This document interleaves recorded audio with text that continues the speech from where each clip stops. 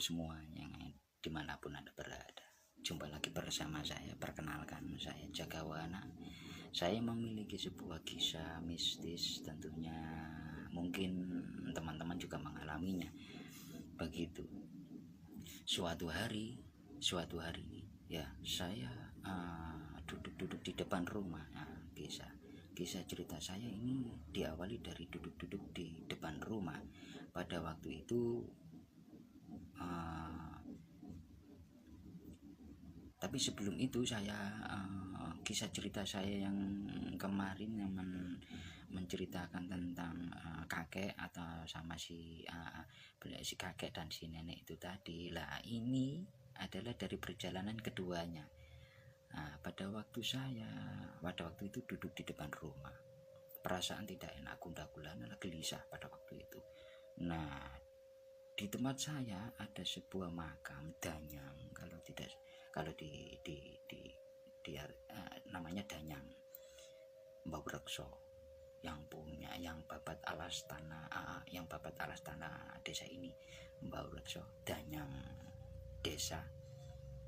Banyak yang ngaji pada waktu itu. Hari apa ya, kalau nggak salah Kamis malam, Jumat Legi kalau nggak salah.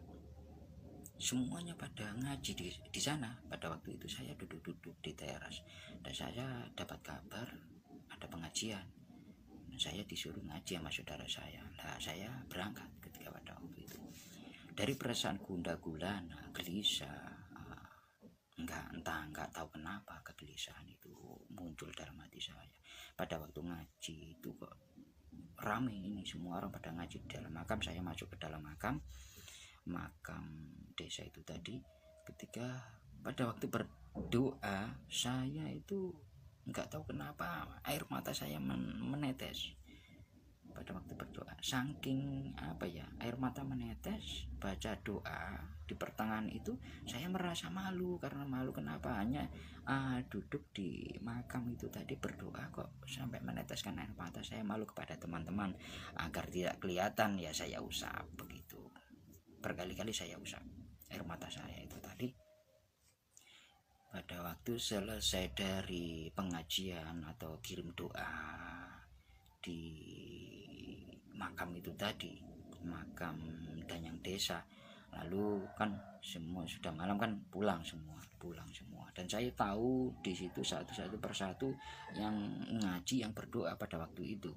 Ketika pada waktu saya pulang, dan saya berusaha untuk tidak kemana-mana dan lebih baik tidur lah, karena pikiran gelisah kan. Pada waktu itu saya tidur. Dalam tidur itu saya bermimpi di mana saya tadinya ngaji di tempat makam itu tadi. Saya bermimpi di situ. Langsung saya bermimpi di situ, dan di tempat makam itu tadi saya berjalan-jalan dan berkeliling-keliling di tempat makam itu tadi. Pada tepatnya makam itu memang berada di kawasan ada perempatan desa, jalan perempatan desa. Pas di situ saya kok sepertinya saya disuruh berjalan di luar makam itu tadi. Nggak tahu kenapa tiba-tiba saya itu berada di posisi di perempatan jalan, di sebelahnya makam itu tadi, di perempatan jalan.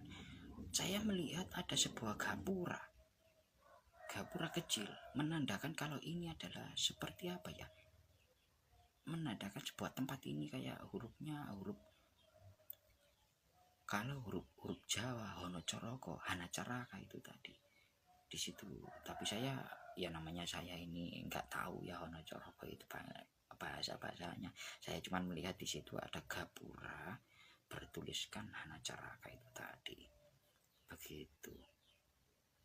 Nah, pada waktu itu tadi kan enggak sengaja saya melihat ada sebuah cahaya dari atas langit. Sebuah cahaya kecil tapi terang. Nah, cahaya itu semakin lama semakin terang. Akhirnya cahaya itu nggak tahu kenapa tiba-tiba itu langsung seperti nancap ke gapura yang saya lihat di sebelah saya itu tadi nancap ya, istilahnya nancap jelek, langsung retak. Gapura itu tadi posisinya di perempatan desa. Gapura itu tadi langsung nancap, yang turun dari langit, nancap langsung retak, mengeluarkan asap. Ini posisinya bermimpi loh ya, bermimpi. Tapi mimpinya letaknya pada waktu sore hari saya ngaji di tempat makam itu tadi. Langsung bermimpi di situ. Pecah, retak.